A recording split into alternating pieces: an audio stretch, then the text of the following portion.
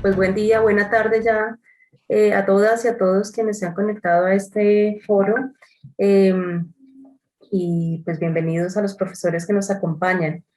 Entonces, tenemos hoy la fortuna de tener 4 expertos que se han dedicado a pensarse cómo hacerle frente a la situación actual, no solo del país, sino de América Latina, y con ello pues participar de este foro internacional hacia una agenda laboral de ingresos y alternativa para Colombia.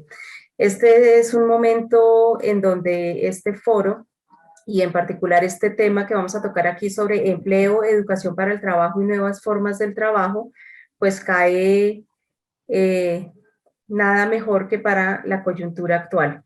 Hoy, 5 de mayo, tenemos movilizaciones en todo el país. En Bogotá hay una movilización amplia alimentada por las nuevas generaciones, por estudiantes de diferentes universidades públicas y privadas, por centrales sindicales, por trabajadores, en un momento de Colombia en donde se hace evidente la inoperancia de la forma de gobernanza, de gobierno, ¿no?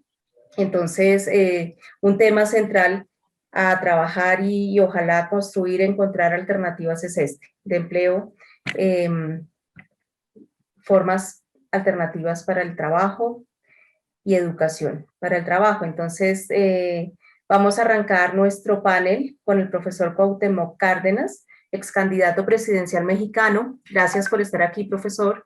Fundador del Partido de la Revolución Democrática, experto en desarrollo regional y planeación. Y crisis del trabajo, su charla en torno a la crisis del trabajo y del mercado laboral en México. Entonces, profesor, tiene usted 15 minutos, seguido vamos a tener la conversación de los otros profes y al final vamos a tener un tiempo para hacer preguntas y comentarios por parte de los asistentes y del público. Entonces, adelante, profe, tiene la palabra. Lo primero, un gusto y un honor estar en este foro. Agradecer a la Escuela Nacional Sindical, agradecer y me honra mucho participar en esta ocasión con el doctor Juan Carlos Celis, con el Luis Álvaro Gallardo, con la doctora Carolina Mosquera. Y empezaría por decir que lo primero, y por la situación que hemos conocido desde Colombia, conocido aquí en México desde Colombia, pues una condena y un rechazo a que sea la violencia lo que se dé como respuesta a la protesta social o a la demanda social. Me parece que no es ese el camino para corregir problemas, para resolver problemas y menos para encontrar soluciones de fondo en nuestros países, donde lo que hace falta es el diálogo y donde lo que hace falta es buscar que haya una efectiva igualdad y una efectiva condición democrática en nuestro desarrollo. Bueno, sí, como se señala en la carta de invitación para tomar parte en este foro, la propuesta conjunta del Gobierno de Colombia y de la Misión de Empleo, y cito, parece orientarse hacia la continuidad del enfoque de disminución de costos laborales que no ha redundado en la ampliación del empleo, pero que tampoco toca la situación estructural del trabajo informal y sus consecuencias para el sistema de protección social. Fin de la cita. Y esto quiere decir, desde mi punto de vista, que las prioridades en materia de trabajo que plantean el Gobierno de Colombia y la Misión de Empleo, con ciertos ajustes debidos a los cambios tecnológicos y a las nuevas formas de trabajo, mantienen las mismas finalidades que en los últimos 40 años ha impuesto el neoliberalismo, esto es, favorecer al capital en detrimento del trabajo, concentrar el ingreso en grupos reducidos de la población y mantener las dependencias, tanto económicas como políticas. En contraposición, una política laboral progresista, si bien debe tener entre sus propósitos la disminución de los costos laborales en cuanto a sus efectos en el desenvolvimiento general de la economía, esa disminución en ningún caso debe plantearse a partir de reducir ingresos del trabajador y degradar sus prestaciones y condiciones de trabajo, sino buscarse a través de innovaciones tecnológicas, más eficaces manejos financieros, etc. Por otra parte, si la disminución de costos laborales no se ha traducido en Colombia y en la generalidad de los países en los que se han impuesto políticas neoliberales en la generación de nuevos empleos, quiere decir que para alcanzar este objetivo hace falta poner en marcha programas de inversión en industria, agricultura e infraestructura, tanto de alcance nacional como regional, que traigan consigo incrementos del Producto Nacional acompañados de una equitativa distribución del ingreso que impacte en la reducción de las desigualdades sociales y económicas. Y en relación a los trabajadores informales, es necesario poner en práctica programas que formalicen este trabajo, no solo porque cumplan con obligaciones fiscales, sino porque la formalización signifique mejoramiento en los ingresos y condiciones de trabajo y de vida, así como su incorporación a los regímenes de seguridad y protección sociales. Además, los programas que tengan entre sus finalidades específicas la creación de nuevos puestos de trabajo debieran incluir procesos de capacitación tanto para quienes vayan a ocupar por primera vez un puesto de trabajo como para trabajadores informales que a través de estos programas cambien esa condición. Por otra parte, diré algo obvio.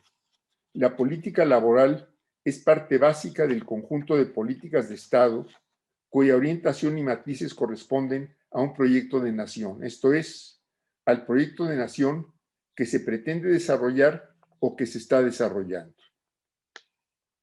Objetivos de una política laboral democrática y progresista son salarios suficientes y dignos, trabajo en las mejores condiciones posibles de seguridad e higiene para el trabajador y la erradicación de la desocupación, esto es, lograr el empleo pleno. En el caso mexicano, nuestra Constitución incorporó desde su promulgación en 1917 derechos de los trabajadores y estableció las condiciones que deben cumplirse para que el trabajo se realice con la remuneración adecuada y en las condiciones de seguridad e higiene debidas. Derechos y condiciones de trabajo han evolucionado desde entonces, aunque nunca hemos tenido las condiciones óptimas. Y bien puede decirse que los cambios que hemos tenido de 17 a la fecha han sido para mejor, aunque debieran esperarse nuevas reformas en sentido positivo, tanto para el trabajador como para un mejor desempeño de la economía a partir de nuevos derechos y los cambios que los avances tecnológicos imponen en las formas de realizar el trabajo. Así, por ejemplo, en 1978 se llevó a cabo una reforma al artículo 123 de nuestra Constitución, por la cual se reconoce el derecho al trabajo para todo mexicano, aunque a pesar de ello, en ningún momento se ha legislado para que cualquier ciudadano pueda hacer exigible el ejercicio de este derecho ante el Estado mexicano, aun cuando las tasas de desocupación se han registrado por lo general altas. Esto es avance por una parte y estancamiento por la otra. Y por cierto, a este respecto, desconozco si en otros países de América Latina se reconoce el derecho al trabajo y, de ser así, si existen los mecanismos legales para hacerlo exigible. En México, los tiempos de neoliberalismo de principios de los años 80 a la fecha han sido de muy bajo crecimiento económico, de cuantiosas pérdidas en puestos de trabajo, de deterioro de los niveles de vida, degradación de la calidad del empleo y de un fuerte incremento de la desigualdad, agravado ahora todo ello por los efectos del COVID. A lo largo de este siglo, el crecimiento promedio de la economía mexicana se ubica en el orden del 2% del Producto Interno. En 2019, la economía observó una caída de menos 0.1%, un décimo por ciento, del Producto Interno, que en 2021 se desplomó dramáticamente hasta un negativo de 8.7%. En el primer trimestre de este año se observa un incremento de 0.4%, previéndose que el crecimiento del Producto Interno en 2021 puede alcanzar un 5%, sin llegar desde luego a la recuperación de la caída del año pasado. Por otra parte, en 2019 y 2020 se registra una pérdida de 1.700.000 empleos formales, más alrededor de 10 millones de informales, que para marzo de este año se registraba la recuperación de 10 millones, principalmente en la informalidad. Estas cifras están acompañadas por un incremento en la pobreza que en los últimos años pasó de afectar a 52 millones de mexicanos a 62 millones, esto es, al 49% de la población total del país.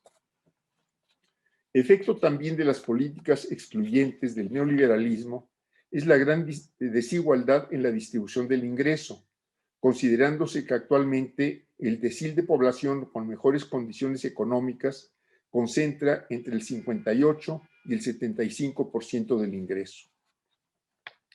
Es esta la situación social y económica del país.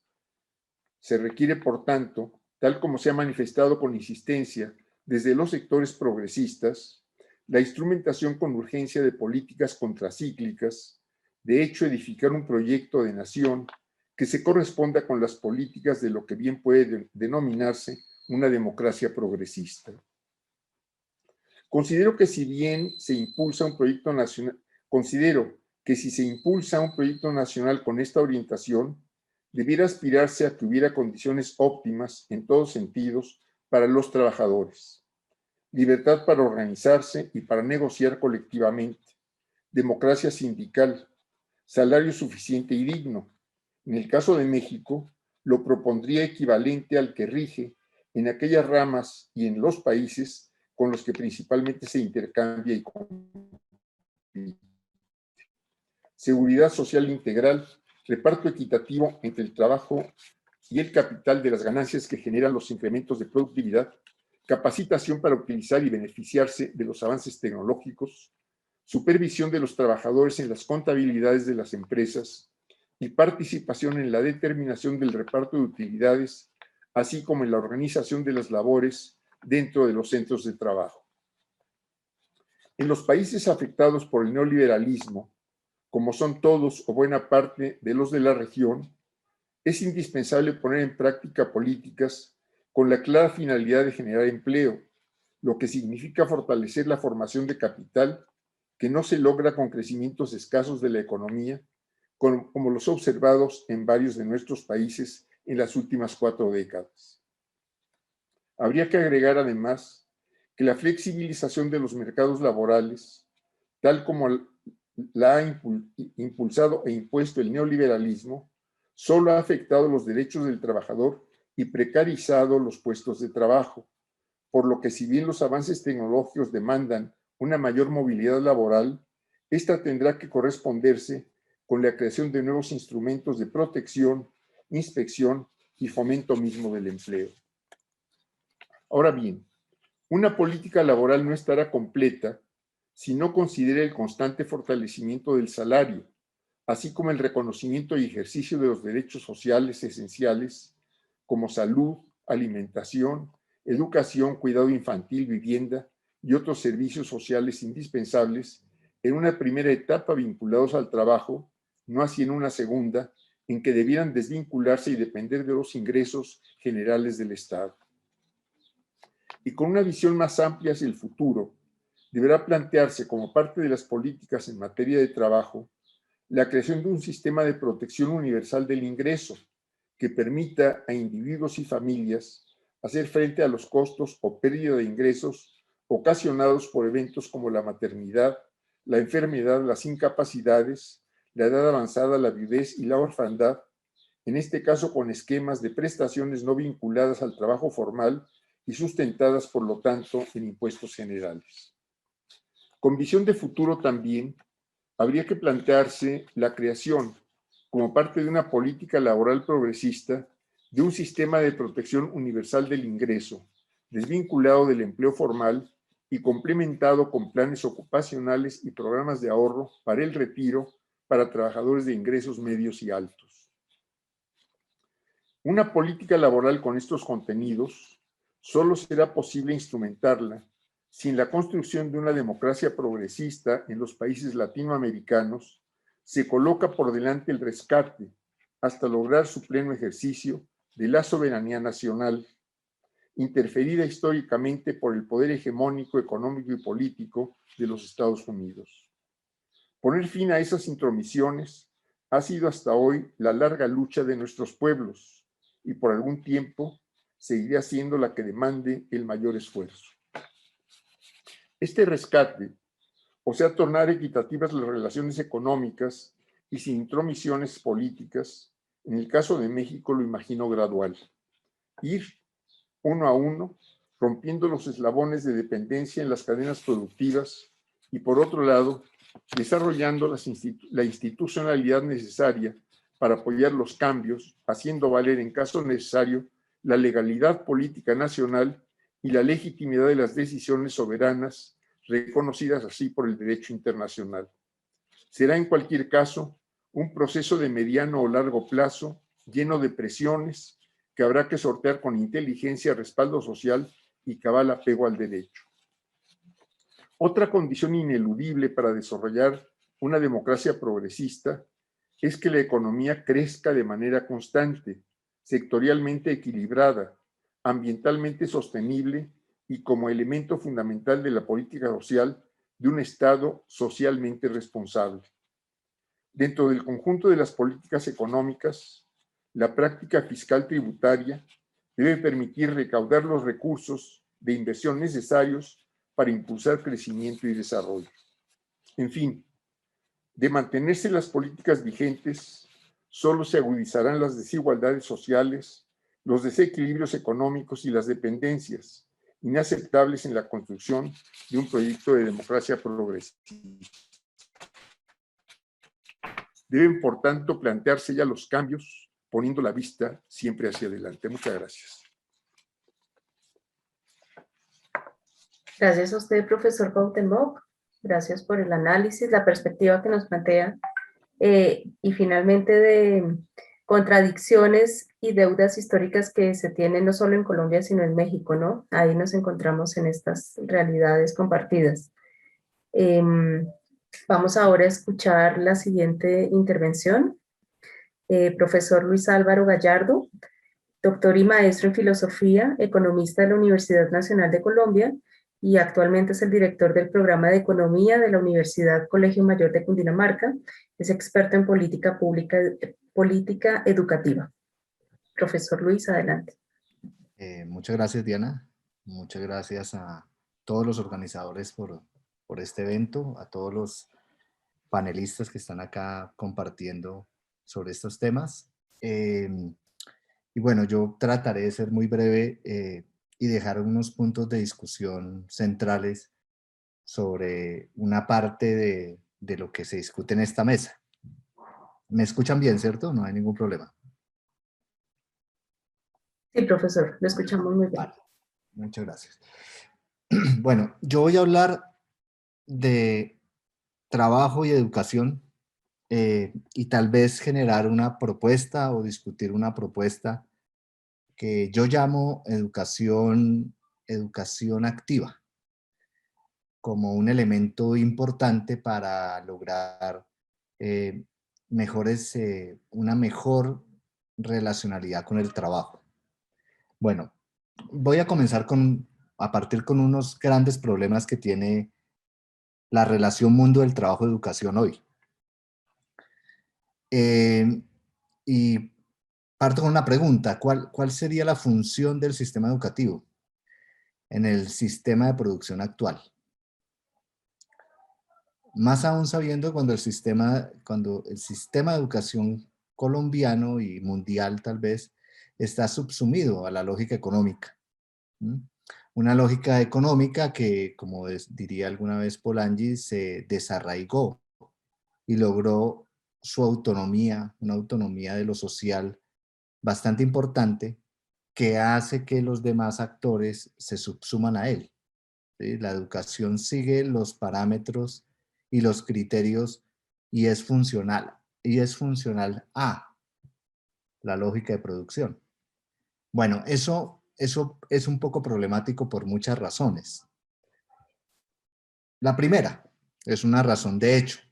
La economía es una economía precaria, la economía colombiana es una economía precaria y la economía latinoamericana en general es precaria.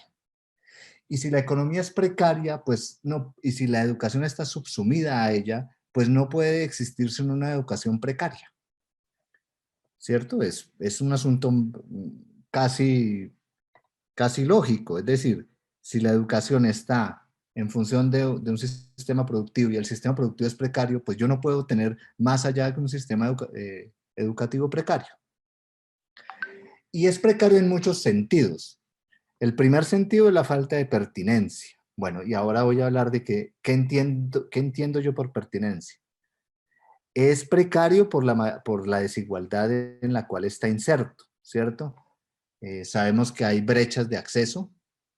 El tránsito de la educación de bachillerato a la educación postmedia incluso, ni siquiera la educación superior, está por encima del 50%, es decir, más de la mitad de la gente no accede a educación superior.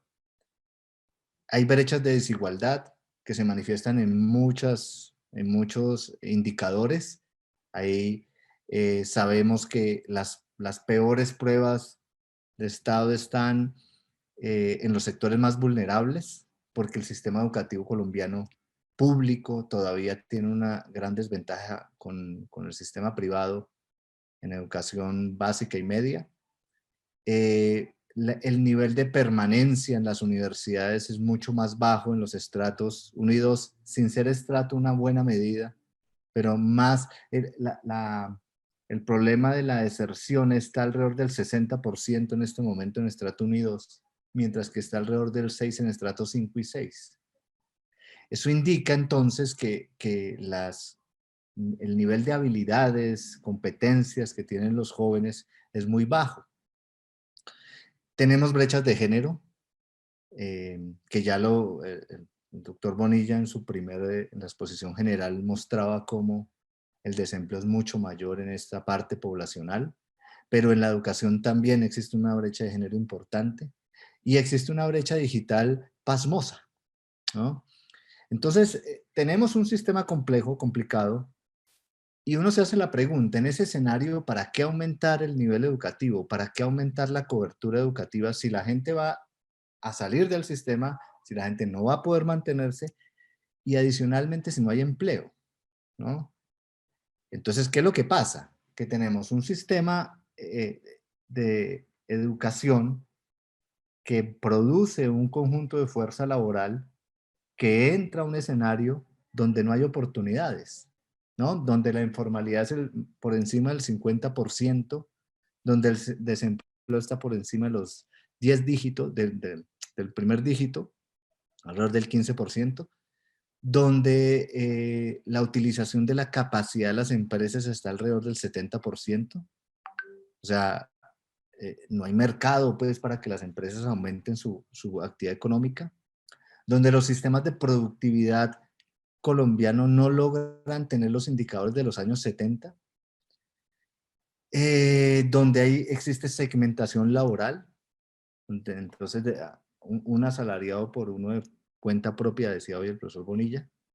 Es decir, donde tenemos un sistema económico complejo, tendremos capacidad de aumentar el derecho a la educación. ¿Y para qué lo aumentaríamos? Sería una pregunta importante. Bueno, ese es el panorama. Ahora, ¿cuáles han sido las propuestas? ¿Cuáles han sido las propuestas que llamaríamos innovadoras en el escenario de la relación educación y trabajo?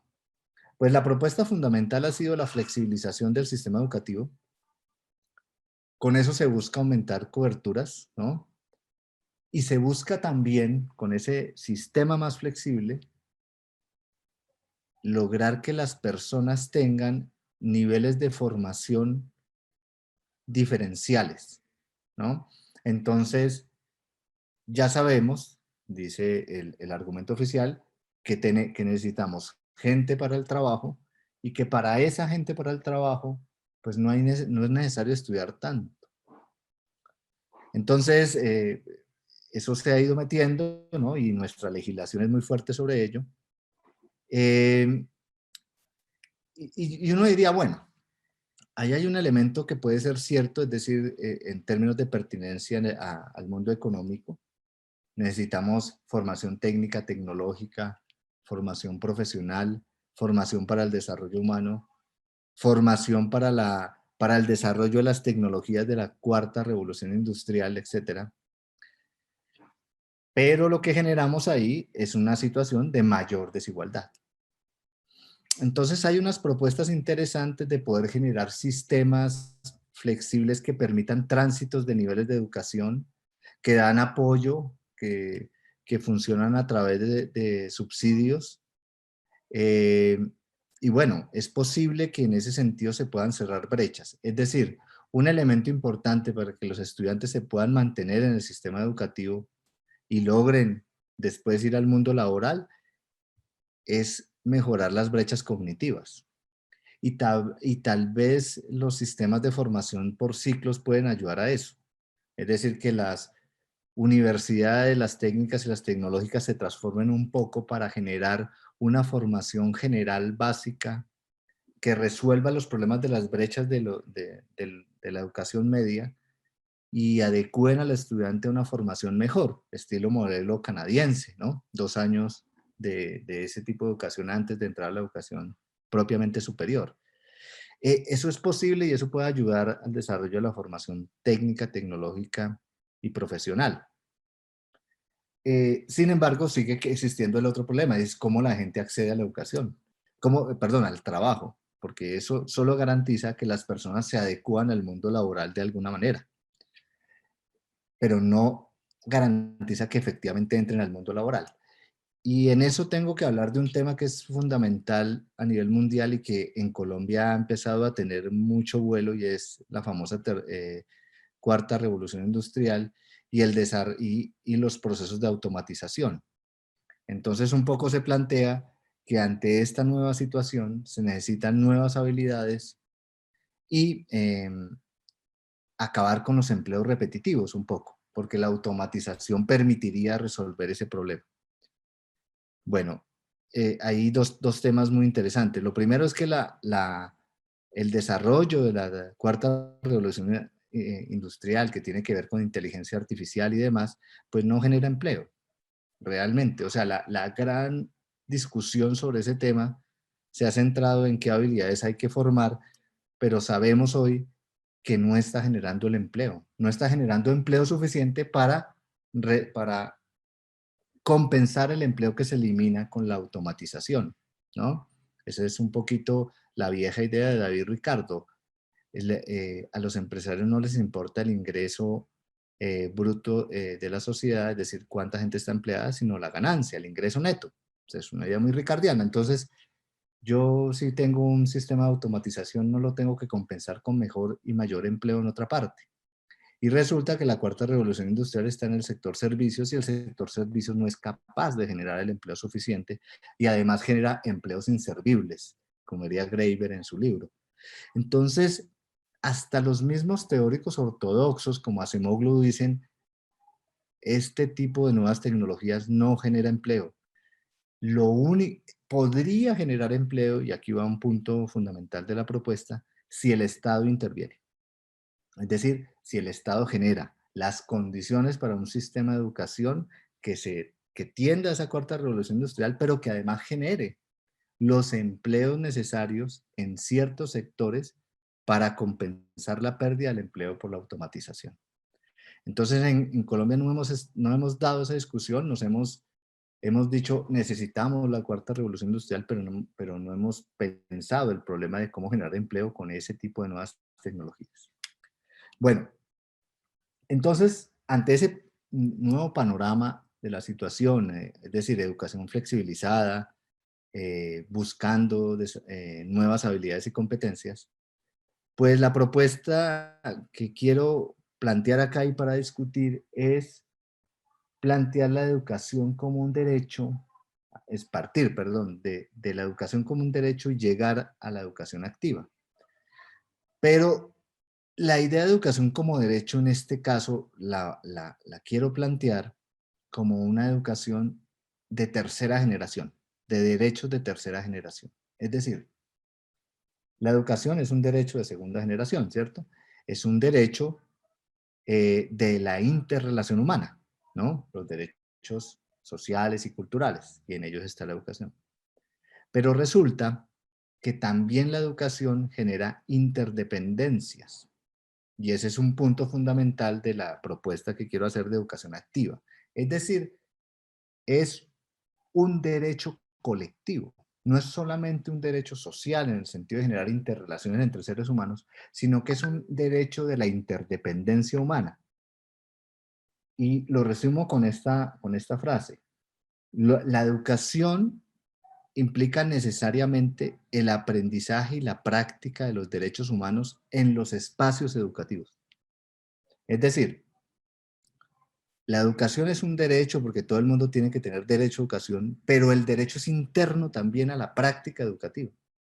Debo garantizar que el aprendizaje y la práctica sean un derecho.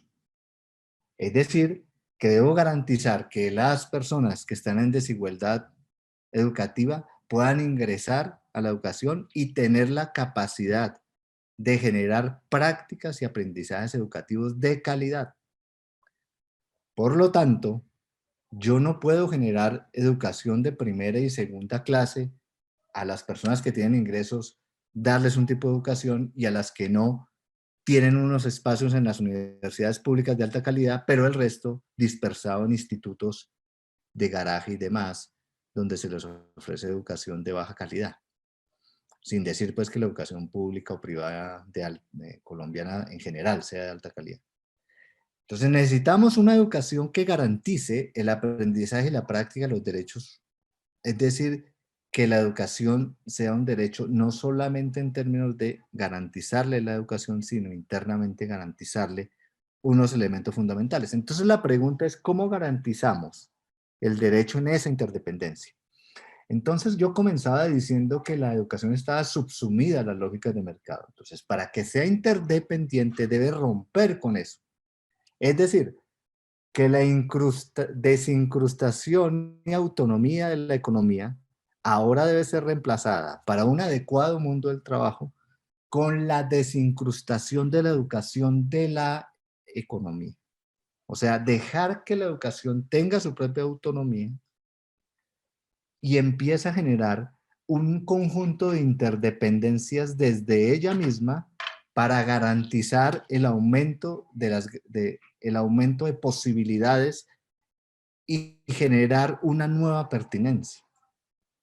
Entonces, la pertinencia de la educación tiene que pasar por eliminar esa desincrustación, generar los elementos para la igualdad en términos de aprendizaje y de prácticas, que solamente parece ser, pues habría que discutirlo, a través de la educación pública, y empezar un proceso de pertinencia en términos de interdependencia con los demás sectores de la sociedad.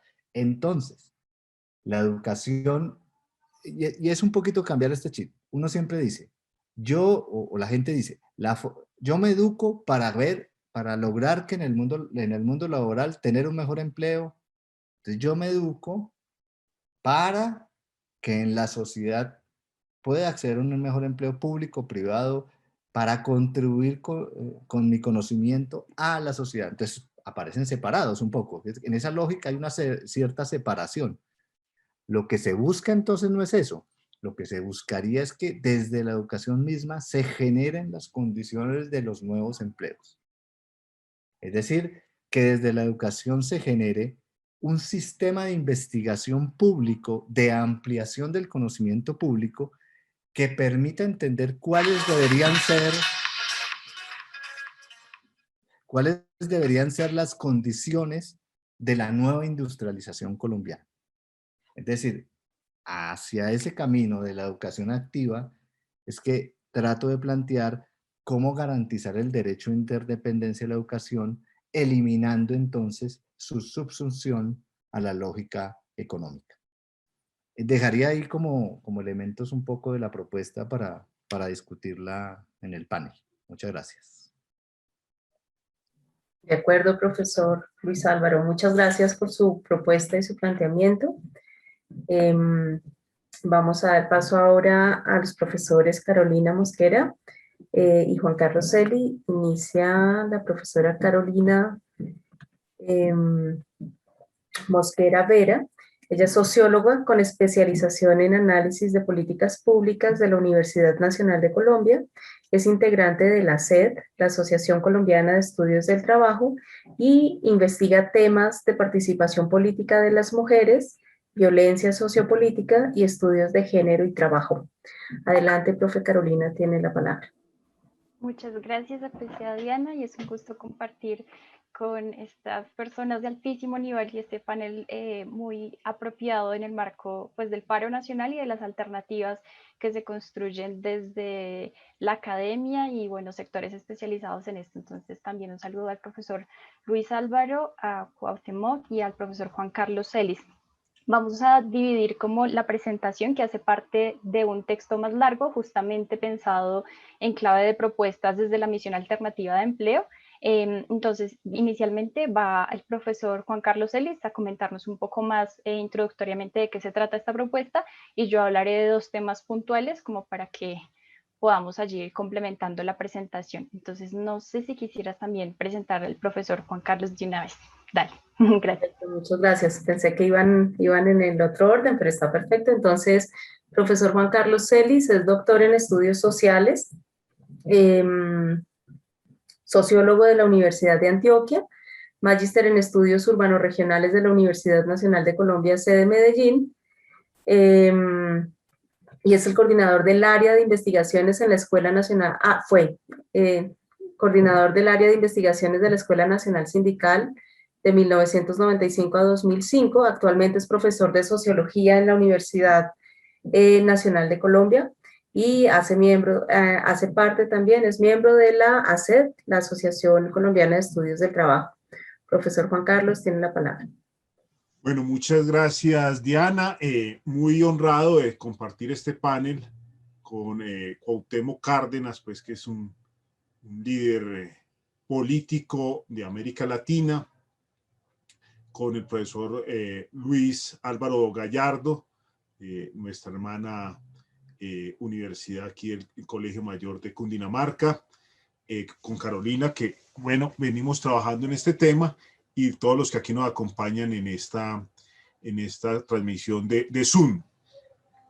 Efectivamente, como decía Diana al principio y dicen los demás colegas, estamos en el contexto pues del paro nacional. Este evento pues ya estaba programado desde antes, pero tiene mucha pertinencia porque se está construyendo colectivamente y en relación con las organizaciones sociales, en este caso las que se mueven alrededor del trabajo, pero es extensivo al conjunto de las organizaciones sociales, una agenda alternativa en un momento en que está en crisis el neoliberalismo. En ese sentido, estos colegas que aparecen aquí en esta diapositiva, que pertenecemos todos a la Asociación Colombiana de Estudios del Trabajo, hemos producido un capítulo para el libro que va a salir prontamente sobre este tema. Está también el profesor Jaime Alberto Rendón, que es profesor de la Universidad de La Salle, Economía, profesor Carlos Mejía Sanabria, profesor de Sociología de la Universidad del Valle. Bueno, Carolina ya está presentada. Santiago Garcés Correa, que es sociólogo y es investigador en el Centro de Investigaciones y Educación Popular, y Diego Fernando Rodríguez, que también es sociólogo. Aquí en este trabajo se hizo, digamos, como una breve descripción de la crisis del modelo neoliberal. Ya varios se han referido a ello en el panel ahora inicial, donde estuvo el expresidente Samper, Juan Somanía y también Gustavo se refirieron al tema. No vamos a tratar aquí mucho de eso, vamos solo a plantear algunos datos al respecto para concentrarnos más en algunos elementos de dos tipos de trabajo que se insinúan y que dan pautas de lo que se viene con los cambios tecnológicos en el mundo del trabajo, que ya ahora mencionaba el profesor Álvaro, como los cambios que tienen que ver con la cuarta revolución industrial, para luego realizar una serie de propuestas, dentro de las cuales pues está también la reducción de la jornada de trabajo. Bueno, sin duda el tema que nos ocupa tiene que ver, y ya todo lo han dicho, se dijo también en el panel, con los derechos de la ciudadanía digital, que los cambios tecnológicos no incrementen la desigualdad social, que no creen una población sobrante o aumente la población sobrante que ya ha generado el neoliberalismo, sino más bien que sean una oportunidad, ¿sí?, para la integración social, para reducir la desigualdad, para también, como decía ahora el profesor Álvaro, pues integrar al desarrollo tecnológico a la mayor parte de la población posible. En Colombia, desde digamos, las reformas estructurales de principios de la década del 90, tenemos un proceso de desindustrialización y desagrarización en un país pues como Colombia, que tiene potenciales pues agrarios y tiene también potenciales para la industria, no solo en relación a la cuarta revolución industrial, sino también en relación a industrias más cercanas a la segunda revolución industrial, a la tercera revolución industrial, aunque estas se justaponen en la práctica, incluso con la industria, con las transformaciones actuales, que como bien dice ahora el profesor Álvaro, pues están concentradas en los servicios, pero que también se refieren a la industria misma manufacturera, pues el Internet de las cosas, la manufactura esbelta en las nuevas condiciones, la robótica que ya viene desde antes, adquieren una nueva dimensión. Por eso son importantes tener de vista estos datos de desindustrialización y desagrarización en los 30 últimos años en Colombia, ¿sí? El crecimiento de la industria manufacturera ha sido muy mediocre en estos 30 años, el promedio es del 2.1% y el sector agropecuario el 1.6%, mientras que el promedio, digamos, en general de la economía es del 3.4%, que se concentra pues en el sector servicios, especialmente en los servicios pues financieros, pero también en todo lo que se ha mencionado como ahora en toda la economía extractivista. Lo otro, la participación también en la economía ha disminuido. Si lo medimos en términos del Producto Interno Bruto, en 1990 la industria participaba en 18.7% y en el 2020 solo participa del 11.7%, mientras que el sector agropecuario es todavía más dramático, participa del 15% y ahora participa del 6.8%. ¿Sí? Lo otro es que también ha disminuido la participación del empleo de estos dos grandes sectores tradicionales para una economía como la nuestra. En el 2001, la manufactura la industria manufacturera generaba el 13.6% del total del empleo y el sector agropecuario el 21.7%. En el 2020, pues la industria pues se reduce un poco en relación a lo del 2001, 19 años atrás, al 12.35%, y el sector agropecuario sí reduce todavía más, al 16.56%, sin que esto signifique un aumento de la productividad, especialmente en el sector agropecuario. En el sector manufacturero sí hay aumentos de productividad, pero no son tan amplios como los que se han dado en otros países. Ahora, a raíz de la pandemia y todo lo que esto ha significado, había un decrecimiento general de la economía colombiana del 6.8%, pues a diciembre del 2020, y pues hay sectores todavía más afectados como la construcción, 27.7%, el comercio 15.1%, y lo que son actividades artísticas, de recreación y otros servicios, el 11.7%, y la manufactura decreció el 7.7%. Ahora, hay otros pues que crecieron, pero muy mediocremente, la educación, la salud, El sector inmobiliario, como ven ahí, 1.9, finanzas y seguros, fíjense, 2.1%, y el sector agropecuario creció algo, el 2.8%, sí que esto signifique pues una reagrarización del país.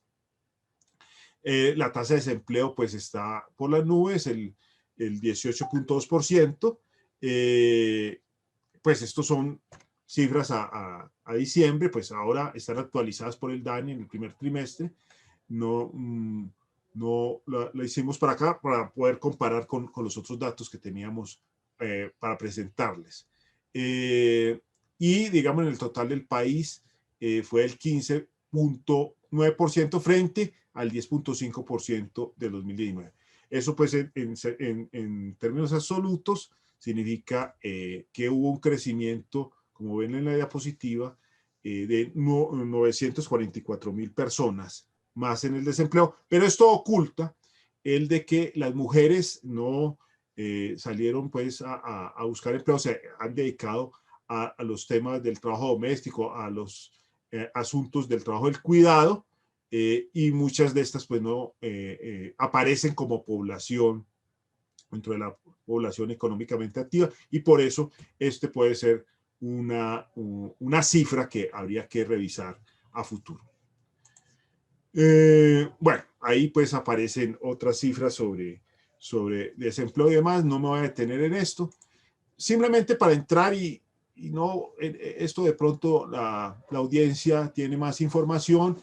Aquí tenemos ya para el tema que ahora empezaron a tratar los dos expositores anteriores, todas las transformaciones tecnológicas, significa en la lista de temas que se han denominado como cuarta revolución industrial, pues por el Foro Económico Mundial del año pasado, la computación en la nube, la Big Data, la Internet de las cosas, bueno, todos estos elementos que hoy permiten transformar el trabajo, acabar con los trabajos repetitivos, como decía el profesor Gallardo. Aquí también en esta tabla vemos trabajos que decrecen en su demanda y trabajos que crecen en su demanda, como analistas de datos, como especialistas en Big Data, bueno, especialistas en Internet de las cosas, y otros que decrecen como empleados de ingresos de datos, contadores, gerentes de negocios, empleados de servicios postales. Bueno, esto simplemente para dar paso al tema que nos va a presentar ya Carolina en este momento, que tiene que ver con las plataformas y con el teletrabajo. Entonces, dejo por ahí. Para que ¿Quieres puedes proyectar la presentación en modo completo para poder ver las diapositivas completas? Gracias. Si ¿Ahí quieres, se ve completo? sí, ahí se completo. Ah, bueno, gracias. Sería entonces la próxima, profe, la de plataformas, es aquí. Bueno, continuando un poco como con el hilo a manera de contexto, un poco lo que yo voy a hacer es profundizar en dos temas que están relacionados con la mediación de la tecnología en nuevas formas de trabajo. En un primer momento hablaré sobre las plataformas colaborativas, mal llamadas colaborativas, y en un segundo momento sobre el teletrabajo.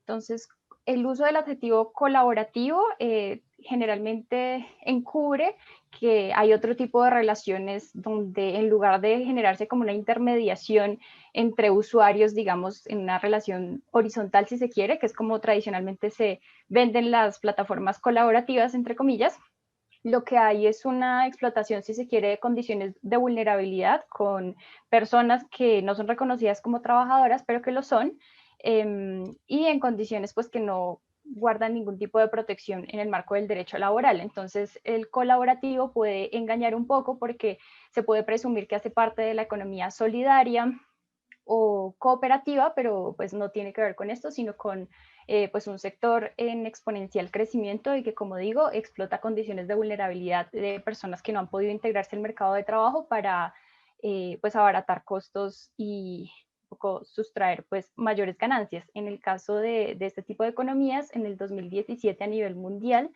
estas empresas representaban 18,6 mil millones de dólares y se espera que se duplique en los próximos años pues estos rendimientos. Siguiente, porfa. Gracias. Entonces, como decíamos, en el marco de la cuarta revolución industrial hay unas formas de trabajo conocidas como work on demand vía aplicaciones, y estas aplicaciones o startups se caracterizan por tener un crecimiento exponencial en un corto periodo de tiempo. Aquí un poco la caracterización de este tipo de plataformas y de la economía que promueven tiene como ciertas dimensiones que hacen parte como de la desestructuración de la jornada de trabajo, la desterritorialización de las actividades productivas y la imposición de formas de subcontratación y deslaboralización de este tipo de relación. Entonces, son economías que promueven conceptos como la asociatividad, en el sentido de que no trabajan con empleados, sino que tienen que ver con que tienen socios o afiliados o usuarios de la aplicación, y ellos simplemente harían un papel como de facilitar la conexión entre el usuario y quien demanda un servicio. Pero como les he descrito desde el inicio, pues aquí hay otra forma encubierta de relación laboral y se avanza en prácticas pues de deslaboralización y desconocimiento de las relaciones formales de trabajo. Siguiente, por favor.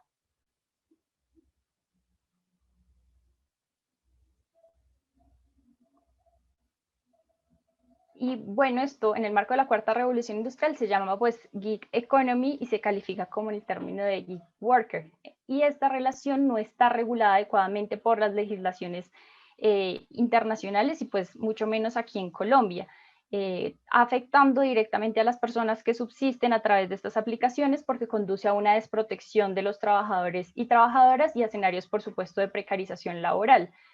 Además que esto tiene consecuencias directas sobre la organización colectiva, puesto que atomiza, digamos, e imposibilita grandes acciones colectivas y al no tener posibilidades de regulaciones y protecciones laborales adecuadas, pues tampoco se garantiza el derecho a la sindicalización, ¿no? Y a la organización. Hay intentos de regularización en otros países y hay muchos precedentes legales que pueden ser de gran importancia para Colombia para regular y avanzar un poco en subsanar estos vacíos regulatorios en materia laboral.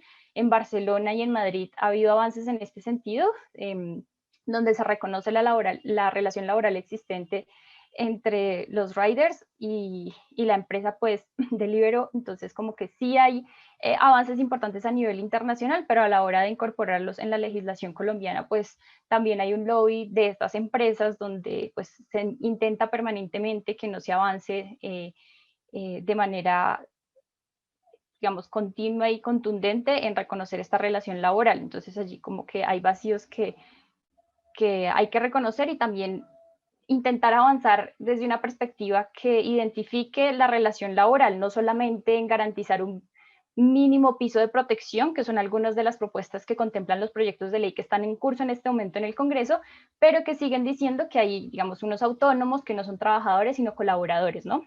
Entonces, aún así, lo que ha avanzado en Colombia sigue siendo muy limitado en términos de reconocer la categoría de trabajadores. Siguiente, por favor.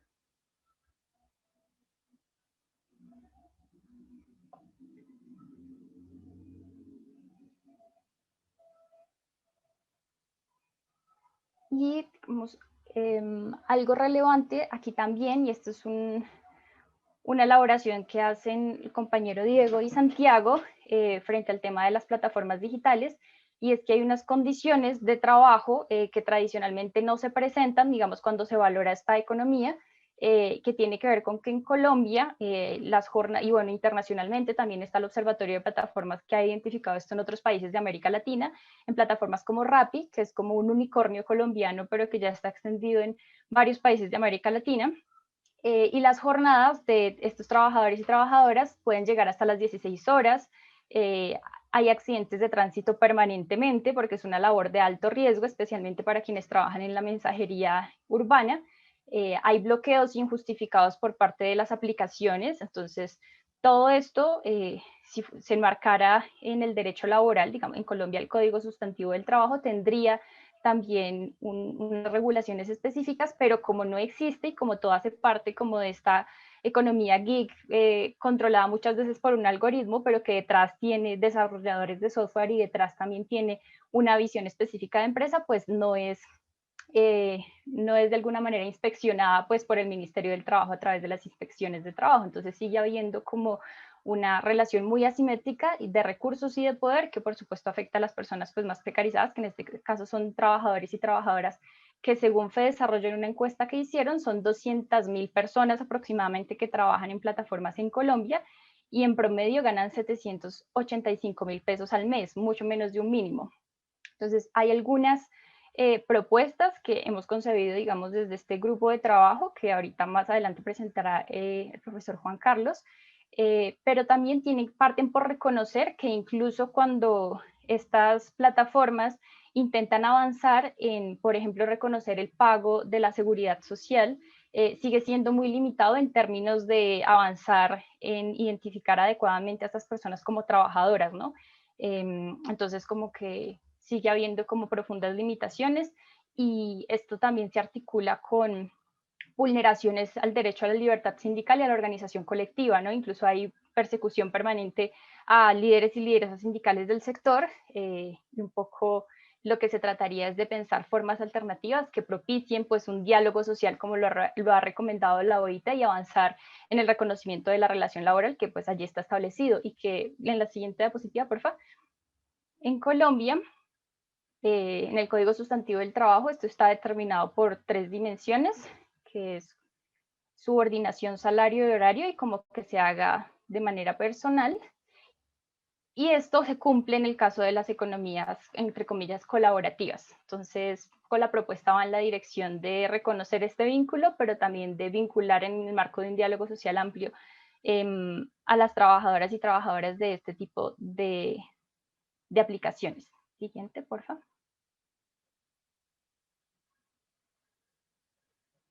Esto era un poco lo que les comentaba, las 3 dimensiones de la relación laboral que reconoce el Código Sustantivo en Colombia y las 2 hipótesis que hay frente a este tipo de trabajadoras es si hay dependencia o no. Y pues lo que vemos es que lo que tendrían que hacer las empresas es asumir pues los costos, por ejemplo, pensionales y de seguridad social que en la actualidad no están reconociendo y que sí se descargan sobre el Estado, que tiene que hacer, pues, de todas maneras, los aportes de personas cuando no se realiza la cotización. Siguiente, por favor.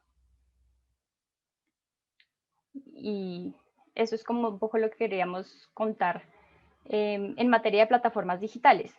Ahora, el siguiente tema que queremos abordar, también analizando el papel de la tecnología en el contexto de la cuarta revolución industrial y a través de procesos que se han visto acelerados por la pandemia, es el del teletrabajo o también trabajo en casa. Esta es una noticia también referida al reconocimiento del vínculo laboral, que es un poco lo que les he venido comentando. Y esa es como la mayor observación, ¿no? Como al haber un vínculo de dependencia, las empresas han incurrido en una falta al no pagar y no reconocer este vínculo y no pagar la seguridad social.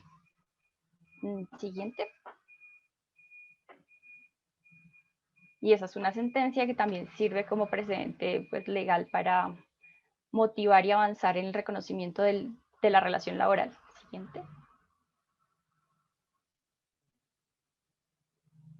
Ahora bien, el segundo tema como que nos interesaba en el artículo analizar, bueno, son varios en realidad, pero era algunos cambios que se han venido acelerando derivados de la pandemia, que venían en curso, pero sí que toman un impulso mayor y de alguna forma con una pérdida de derechos laborales, porque claro, la pandemia obliga a vertiginosamente adaptarse a los condicionamientos de la prevención, de la bioseguridad, pero no tiene necesariamente un correlato relacionado con garantizar los derechos ya existentes y avanzar en el reconocimiento de nuevos, sino que se pierden los que ya había, digamos, en la presencialidad, en la oficina, en el lugar anterior previo de trabajo, y no se reconocen los que ya estaban establecidos en normatividades previas referidas al teletrabajo. Siguiente, por favor.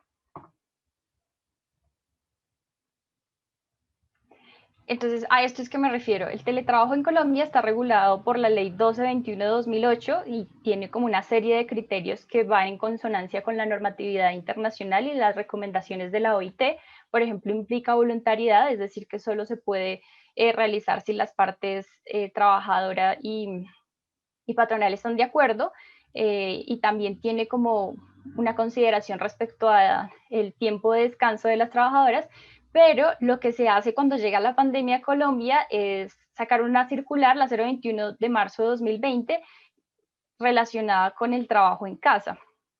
Y este trabajo en casa lo que hace es darle vía libre a los empleadores para que no cumplan la normatividad existente en materia de regulación del teletrabajo, por ejemplo, garantizar los insumos para la realización del trabajo, conectividad a Internet, equipos, etcétera. Entonces, lo que es, como les decía, lo que se hace es perder los derechos ya adquiridos en la presencialidad y no reconocer lo que ya había establecido en la normatividad previa, que es la ley de 2008. Siguiente, por favor.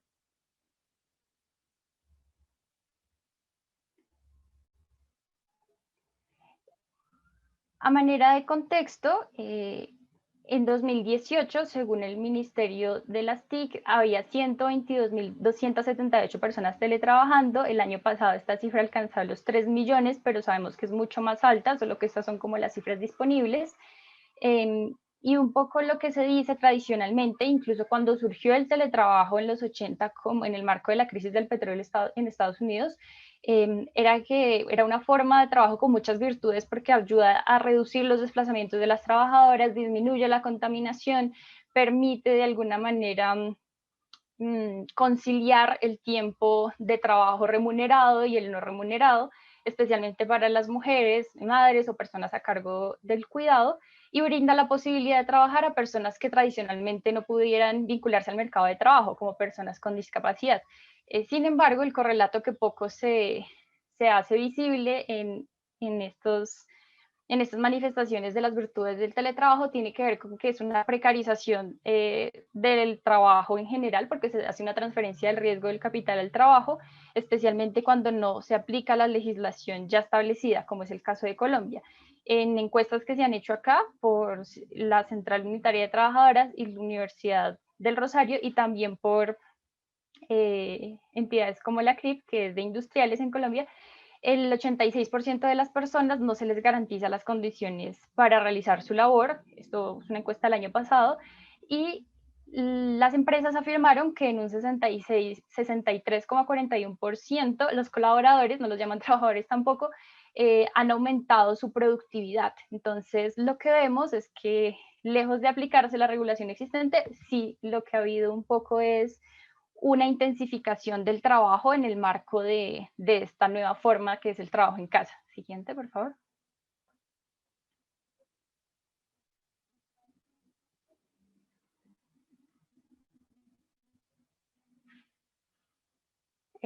Bueno, hay otra dimensión importante como de análisis y de las consecuencias de esta modalidad, es un poco ese análisis de las marcas de género del teletrabajo, y es que, bueno, hay un aumento de intensificación de la carga de trabajo, pero esto ocurre en el marco de una crisis de los cuidados, donde, como sabemos, las mujeres han sido expulsadas en muchos casos del mercado de trabajo, se ha aumentado la inactividad y el desempleo, pero quienes no han sido, digamos, no han perdido su trabajo porque estaban en sectores feminizados, también tienen que cumplir con una triple jornada que tiene en cuenta actividades que antes no existían relacionadas con la pandemia, como el acompañamiento educativo a niños y niñas en la virtualidad, o la desinfección de ciertos insumos en el marco de la cuarentena y demás, y aquí ocurre pues una simultaneidad de esa triple jornada. Siguiente, por favor. Y a nivel general, digamos, ya no solo en el caso de las mujeres, pero sí que ocurren temas relacionados con el ocultamiento de los trabajadores y las trabajadoras, un desdibujamiento de las fronteras entre el trabajo y otros mundos de vida. Algo que describen muchas personas es que pues no se sabe exactamente cuándo termina el trabajo, porque se funden los dos mundos, ¿no? El del trabajo, el del ocio, el de la familia. Y también, digamos, la palabra un poco en la que se ha englobado este burnout de las mujeres a cargo del cuidado, que también teletrabajan, es como agotamiento crónico, permanente, durante la pandemia, ¿no? Y aquí otra consecuencia es la que señalamos en la diapositiva, y es como la individualización de la experiencia del trabajo y la imposibilidad de organización colectiva, lo cual también genera una atomización debido a esa deslocalización del trabajo. Entonces hay una pregunta que hacemos, es si se estaría hablando como de una mayor especialización de las empresas, y esto se puede prestar para que haya una subcontratación incluso a nivel internacional de esas funciones, mayor deslaboralización. Y a nivel como de impactos de la salud mental y física y de los impactos generalizados sobre pues, las trabajadoras y trabajadores, algunas encuestas de años atrás, pero que muy a tono con lo que está pasando, informan que hay afectaciones psicoemocionales. Esto lo dice la CRIP, que los principales síntomas identificados en la pandemia fueron estrés, ansiedad, sensación de soledad y depresión. Y también fatiga mental, problemas de concentración, baja autoestima, estados depresivos, entre otros. Entonces, un poco con este diagnóstico general sobre el papel también de la tecnología y estas formas de trabajo aceleradas en la pandemia que hacen parte de la cuarta revolución industrial, queríamos sentar como las bases para comprender un poco mejor las propuestas que hemos pensado, y también tener en cuenta que hay marcos normativos internacionales, por ejemplo en Argentina, que sí identifican necesidades muy contemporáneas referidas a esta modalidad de trabajo. Por ejemplo, en Argentina la ley que se aprobó el año pasado reconoce el derecho a la desconexión, que no está tan claro en Colombia, que no tiene que ver con que las trabajadoras puedan ignorar a sus jefas o jefes, sino con que no puedan ser contactados durante la jornada laboral. Y de otro lado reconoce la compatibilización de la jornada. Entonces, en caso de que haya necesidades de cuidado con niños o niñas menores de 13 años, se puede suspender la jornada de trabajo remunerada para, digamos, cuidar, ¿no? Para hacer compatible esos dos mundos del trabajo, y eso lo reconoce la legislación argentina. Entonces también son insumos importantes que se están planteando en otros países y que pueden servir para avanzar en Colombia en una legislación digamos, alternativa que reconozca los cambios del trabajo desde una perspectiva pues, de justicia social. Yo dejaría por ahí y continuamos con las propuestas.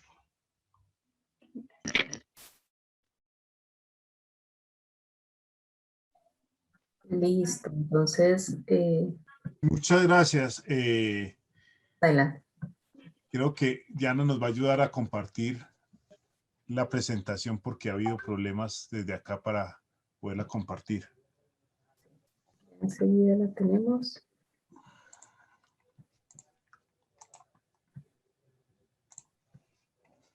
¿Listo? Bueno, entonces voy a ser muy breve porque no queremos, digamos, sobrepasar el tiempo, ya lo sobrepasamos por un minuto.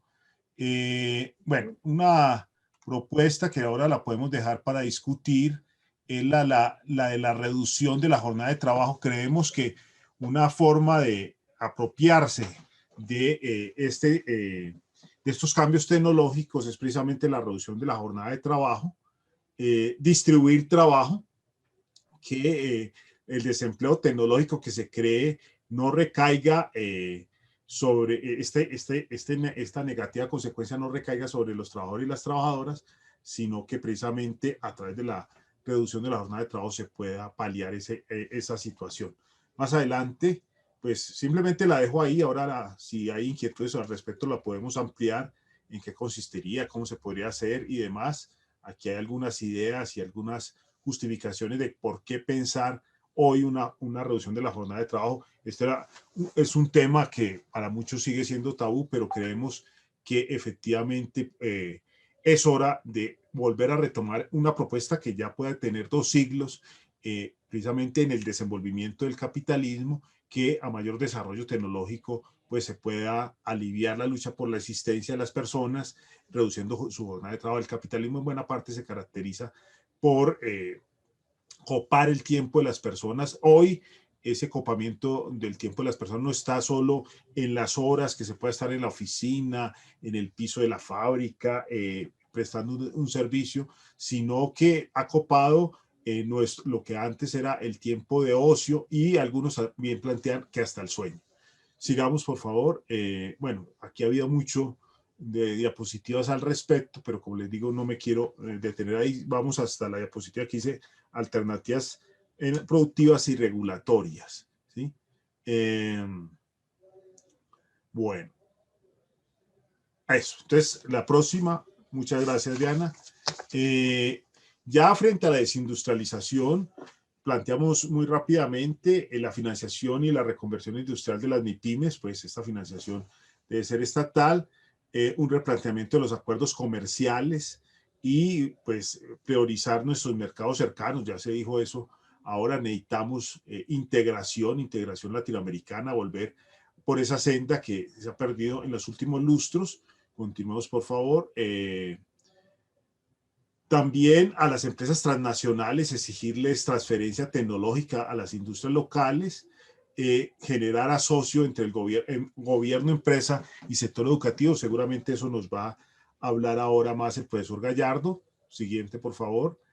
Pensar, diseñar e implementar estrategias suficientes para el mundo rural, que sea pues una real alternativa de lo que los movimientos campesinos e indígenas llaman el buen vivir.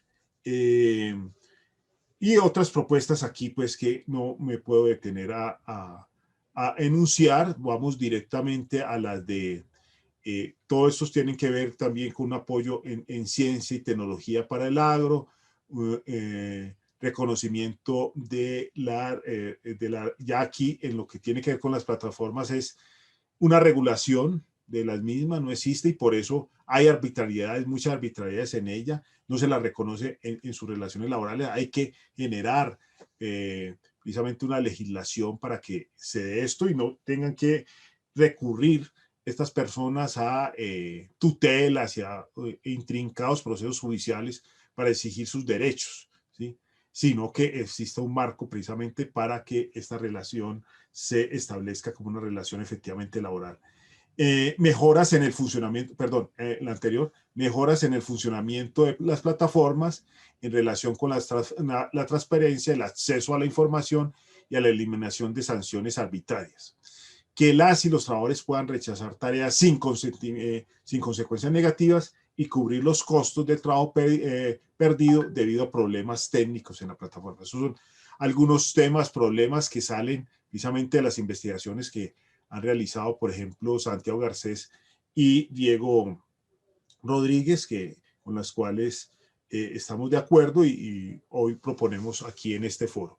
La siguiente, por favor. Y lo otro es el derecho a no recibir cualquier forma de comunicación entre el ámbito de trabajo y el trabajador o trabajadora. Mejorar el funcionamiento de las plataformas en relación con la transparencia, el acceso a la información y la eliminación de las sanciones arbitrarias. Emplear herramientas de las tecnologías de la información y las comunicaciones para aplicar los mensajes sindicales que se puedan dar en este ámbito de trabajo. Es decir, que aquí puede haber plenos derechos de libertad sindical. Bueno, yo dejaría por ahí precisamente para no excedernos más en el tiempo. Muchísimas gracias, Diana y colegas.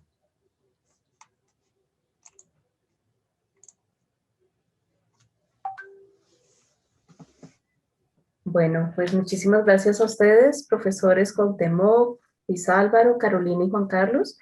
Ahí vemos 4 aristas a entender de estas nuevas formas de trabajo, de las relaciones con la educación para el trabajo y las condiciones pues, laborales. Hay un elemento que yo quisiera introducir a las consideraciones que ustedes han puesto, y es la necesidad de comprender los diferenciales regionales que en el caso pues, de Colombia, que es nuestro interés, pero pues de toda América Latina y del mundo entero, imprimen a las formas de educación, de la necesidad de formación y por supuesto de las condiciones en las que se da la relación laboral y el desarrollo de trabajos distintos. Fíjense cómo estas nuevas formas de trabajo mediadas por recursos tecnológicos justo tienen un mayor despliegue en los núcleos urbanos más amplios, ¿no? Pero entonces pensemos que en nuestro país la gran mayoría de la superficie terrestre no es espacio urbano y no está vacío, sino que allí también justo, aunque no es la gran mayoría de población, sí hay población habitando estos territorios. Y pienso, lo traigo a la mesa porque con la propuesta que hace el profesor Luis Álvaro sobre considerar las necesidades de una educación activa y en esa necesaria articulación entre una educación y el mundo del trabajo, pues habrá que considerar cómo esas diferencias y esas diversidades regionales, que también, por supuesto, marcan unas desigualdades de acceso a derechos, tendrían que ser consideradas, ¿no? Entonces lo pongo aquí sobre la mesa a manera de comentario y si alguno de los profes pues quiere retomarlo en el momento de dar respuesta a los comentarios y a las preguntas de los asistentes, pues lo pongo a consideración. Ahora entonces podemos dar paso a algunas preguntas y comentarios que hagan tanto entre los cuatro panelistas o por parte de del público que está escuchando en este momento. Entonces, si alguien quiere intervenir, por favor indíquenos, pida la palabra.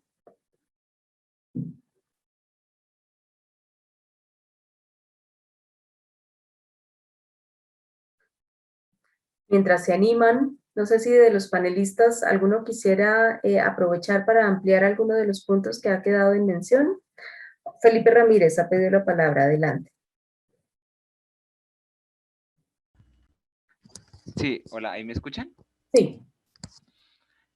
No, es una pregunta, digamos, con respecto a lo que hablaba el profe Celis y la profe Carolina en torno a la relación laboral y como ese énfasis, esa tarea que han hecho pues las empresas, las clases dominantes, si se quiere, en mistificar eso, ¿sí? Ya hablaban sobre las 3 condiciones que supone pues un contrato laboral y una, pues específicamente es la subordinación y uno lo ve, digamos, en otros aspectos del mundo del trabajo, digamos, con los contratistas. Yo que soy contratista, pues se supone, uno es contratista precisamente porque no tiene aparentemente subordinación, ¿sí? Entonces, por ende no es un contrato laboral, tienes un contrato civil. Y cómo se ha usado como todo ese discurso, como digo, en diferentes aristas y en diferentes sectores y campos del mundo del trabajo, como para mistificar esa relación, como me gustaría como si pudieran explicar un poco más ese fenómeno o ese afán por mistificarlo, por oscurecerlo, bueno.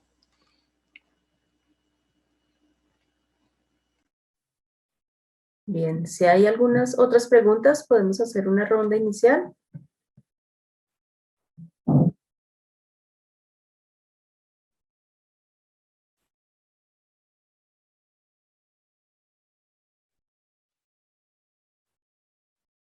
Sí, Adelante, Alberto.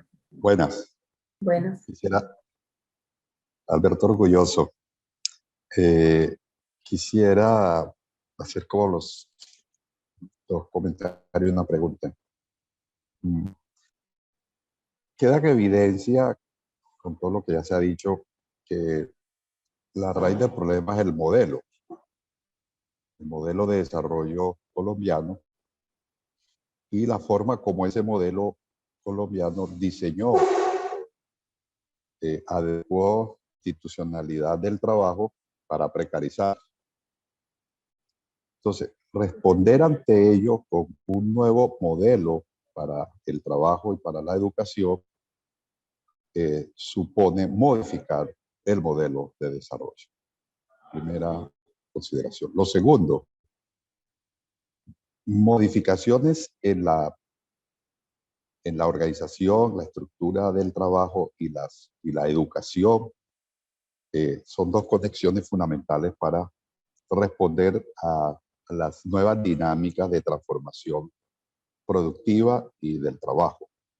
Y eso nos plantea el papel del Estado respecto a ese cambio en la estructuración del trabajo y la educación. La cuestión aquí entonces, ¿cuál es el papel del Estado para, por un lado, financiar, pero por un lado, en términos del diseño de políticas que respondan a esos desafíos de cambios que frente nomás a la revolución industrial, nos plantea desafíos de adaptar el sistema educativo, de adaptar la función del SENA, de la formación técnica, tecnológica o la formación para el trabajo. Entonces nos crea un cambio en el papel que el SENA y el sistema educativo cumplen en ese sentido, y no solo la definición del modelo.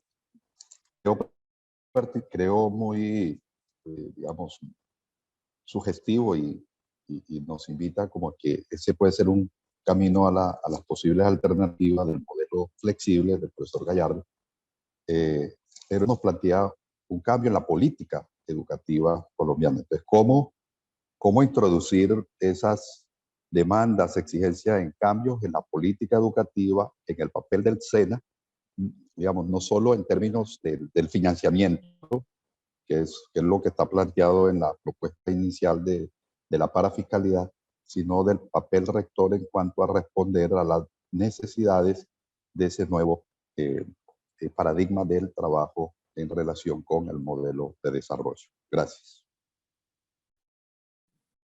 Gracias, Alberto. Siguiente, yo voy a tomarme la palabra ahora para hacer una pregunta en línea con lo que acaba de mencionar Alberto, y es, en el momento actual, una de las formas de ofrecer, de generar oferta educativa, tiene que ver con el uso de estas tecnologías de comunicación e información. No solo por la pandemia, pues la pandemia sí que ha puesto a profesores y estudiantes a hacer uso de estos medios por los que ahora mismo estamos comunicándonos para sostener la posibilidad de oferta educativa. Sin embargo, desde antes de marzo de 2020, venía creciendo la oferta de programas de pregrado y de posgrado en el país, haciendo uso de telepresencialidad o de educación virtual. Sin embargo, venían creciendo universidades privadas con esta oferta de educación virtual. La pregunta es si en la indagación que ustedes han hecho, ¿cómo ven esa posibilidad de suplir educación de calidad por vía del uso de estas tecnologías virtuales en manos de la educación y de las instituciones públicas que se quedan, digamos, su oferta virtual no es comparativa a la que efectivamente van tomando las universidades privadas y en buena medida financiadas con presupuestos públicos cuando se hacen convenios, por ejemplo, con instituciones grandes como Policía Nacional, como Ejército, que resultan pagando por semestres de pregrado y de posgrado en universidades privadas.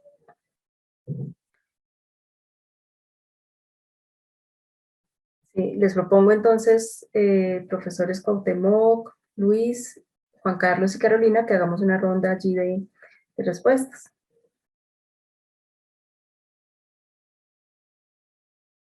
Adelante, profesor Cuauhtémoc. Creo que en el orden de exposición, el doctor Cuauhtémoc puede empezar.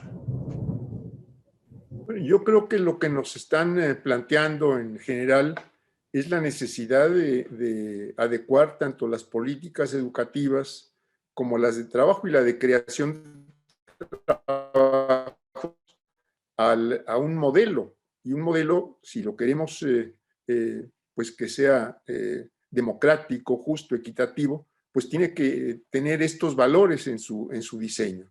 Esto es, yo diría que tendríamos que ir hacia modelos donde el Estado recupere muchas de sus responsabilidades sociales abandonadas o perdidas.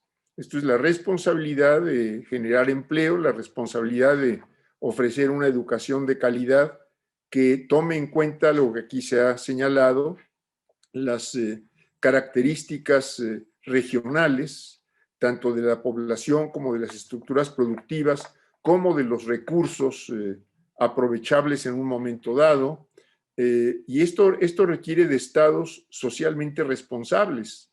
Un estado que no sea socialmente responsable, pues no va a tomar en sus funciones, en sus tareas, crear empleos formales, protegidos socialmente.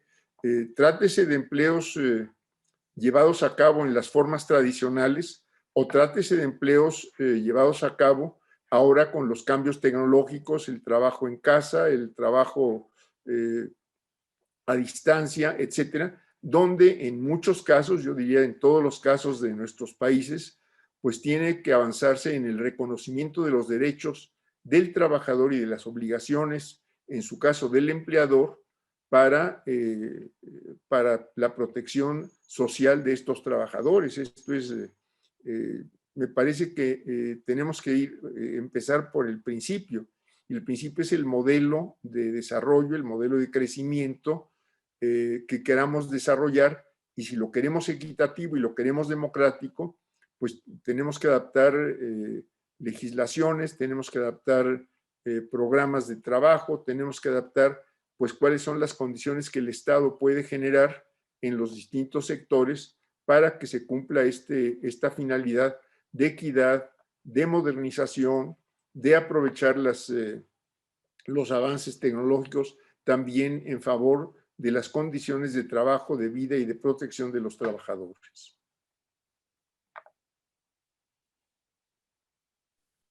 Gracias, profesor Cuauhtémoc. Profesor Luis, ¿está por allí?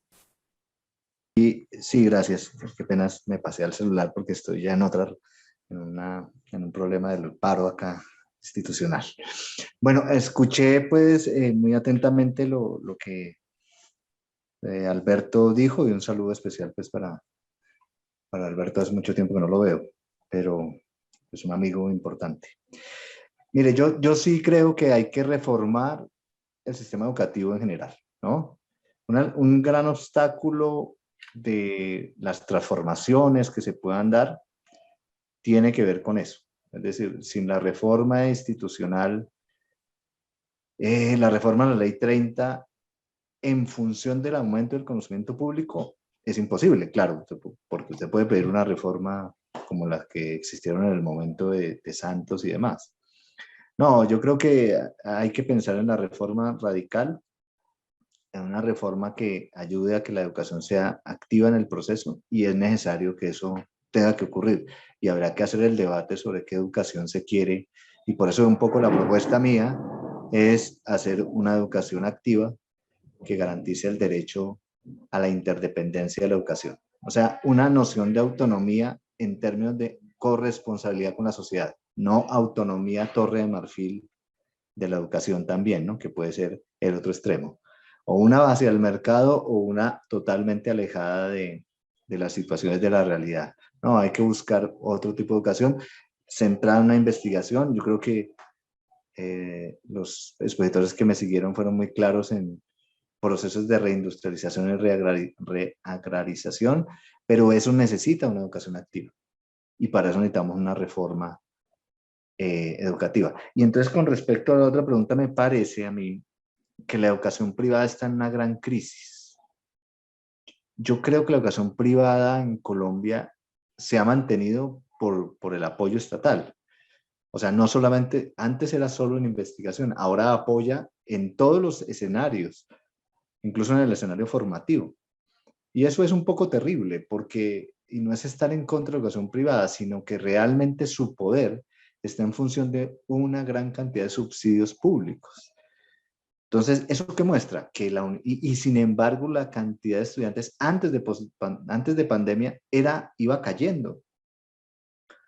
Es decir, hay un problema con la educación en general por los requerimientos de acreditación y demás, que han subido los costos demasiado, y la educación es impagable, ¿no? Porque hemos trabajado en educaciones públicas y privadas, sabemos, en la nacional, por ejemplo, lo que se sufre todo el tiempo en el tema presupuestal, en la distrital, donde también tuve la oportunidad de trabajar, Alberto, allá en el Magdalena, y sabemos que la situación, que los criterios de aumento de cupos, acreditación, exigen unos costos adicionales que no se tienen que no podemos tener con la estructura de financiamiento actual. Entonces, necesitamos un nuevo pacto y un nuevo sistema de financiamiento de la educación. Con respecto a la virtualidad, yo sí estoy de acuerdo en que puede ser importante y puede ayudarnos toda la inteligencia artificial para el proceso educativo, pero otra vez, de la mano de un Estado que proponga esos desarrollos, y eso permitiría un poco adecuar las universidades a la ayuda virtual, ¿no? No a la educación virtual, sino a un componente virtual importante en el proceso formativo que se necesita para la sociedad moderna. Muchas gracias. Gracias, profesor Luis. Carolina, Juan Carlos. Gracias, Diana. Pues de manera muy breve y complementando un poco la presentación que hacíamos, yo creo que parte de las demandas que se están viendo en este momento a las calles de un sector muy joven, es decir, incluso una generación entre secundaristas y personas que están vinculándose, que saliendo del sistema educativo y vinculándose ante la imposibilidad de la educación superior a un mercado de trabajo muy precario, tiene mucho que ver con esto que están hablando los anteriores expositores sobre la articulación del mundo educativo y del mundo del trabajo, ¿no? Y la pregunta que hacía, creo que Felipe, sobre por qué hay ese desconocimiento de la relación laboral, no ocurre solamente en el caso de las plataformas, sino que ha sido el modelo que se ha asumido, ¿no? Que algunos autores como, bueno, Pineda desde otra orilla llaman el sesgo antilaboral de la política colombiana. Y yo creo que parte de esos reclamos, sí, pues, tienen otros nombres, pero al ser sociodemográficamente gente tan joven, es justamente exigiendo pues oportunidades dignas de trabajo, pero también de posibilidades de acceder a un sistema educativo que los ha rechazado, ¿no? Entonces, sí siento que esta característica fundamental de la política de los últimos gobiernos neoliberales en Colombia ha expulsado a buena parte de la población, que es la que hoy está ocupando las calles pues para reclamar derechos que históricamente le han sido vulnerados. Y las políticas de estos gobiernos neoliberales se han basado sobre todo en la reducción de los costos laborales, y esto anclado desde los 90 a un debilitamiento del diálogo social, de las organizaciones sindicales, de la disminución de la capacidad de negociación de los sindicatos, y de allí que para recuperar como ese diálogo social, si se quiere, es fundamental una reforma pues laboral de fondo, que no solo se tiene que hacer en el plano exclusivamente laboral, sino que se tiene que superar ese proyecto y ese modelo, pues sí, económico, que permita lo que explicaba un poco el profesor Liz en la exposición, que toque también la estructura tributaria, la política industrial, la concepción de la ruralidad y de lo que ocurre también en el campo, y no solo, como tú hacías el llamado, Diana, no solo lo que pasa en las ciudades, especialmente en un país como Colombia.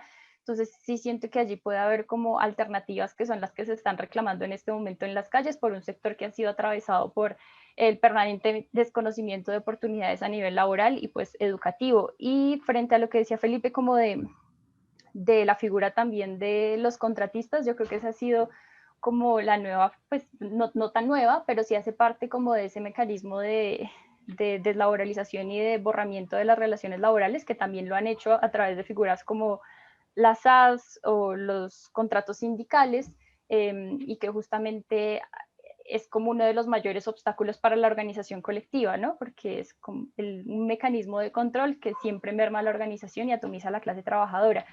Sin embargo, creo que con todo y esto, que estemos aquí como reunidas en un contexto como el que está viviendo Colombia, y hay un recomendado de Vorágine que habla sobre nuevos liderazgos sindicales, que es muy interesante porque en todos estos sectores que estamos hablando se están organizando expresiones colectivas de resistencia obrera. Entonces, creo que, bueno, obrera o de la clase trabajadora.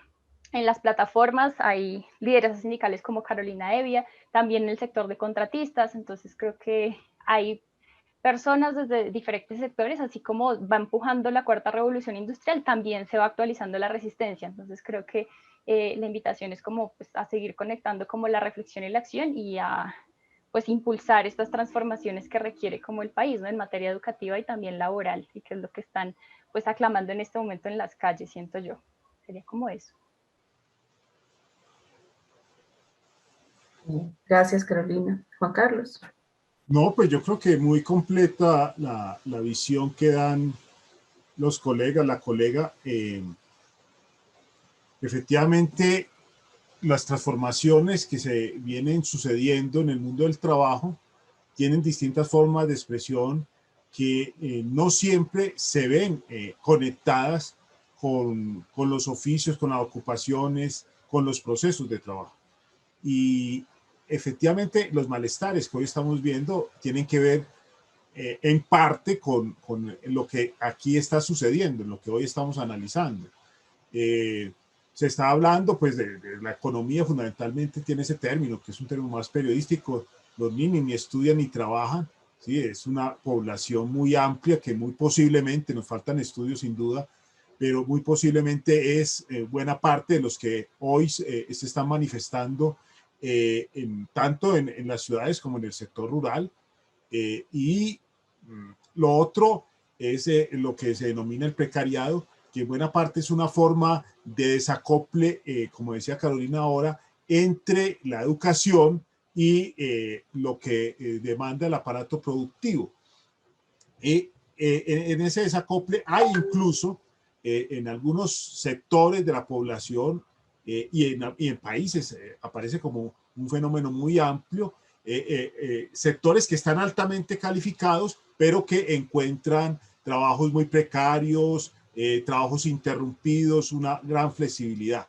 Y también, pues, población que ni siquiera encuentra la posibilidad de educarse y se tiene que, digamos, someter a distintas economías, incluida la economía ilegal, para poder sobrevivir. Entonces, ahí hay un gran campo de estudio, pero también de intervención de la política pública y de las organizaciones sociales para visibilizar lo que está pasando en la sociedad, que tiene que ver, sigue teniendo que ver en buena parte con el mundo del trabajo. Lo dejaría por ahí porque no se trata pues de extender en análisis muy específicos al respecto. Muchas gracias. Muchas gracias a ti, Juan Carlos, y de nuevo a todos los profesores panelistas. Creo que ha sido una muy buena sesión de almuerzo hoy, con paro nacional incluido, con aguacero incluido, para redondear este tema y dejar sobre todo lo que han hecho hoy los profes, propuestas y preguntas con las cuales continuar el debate y ojalá la incidencia en política pública. Fátima, vamos a tener que dejar la pregunta tuya por escrito y a ver si los profes se las rotamos por correo para responderla. Y vamos a cerrar ahora para poder tener 10 minuticos antes del inicio del siguiente bloque. ¿De acuerdo? ¿Les parece? Bueno, pues buena tarde a todos. Nos vemos en un ratito.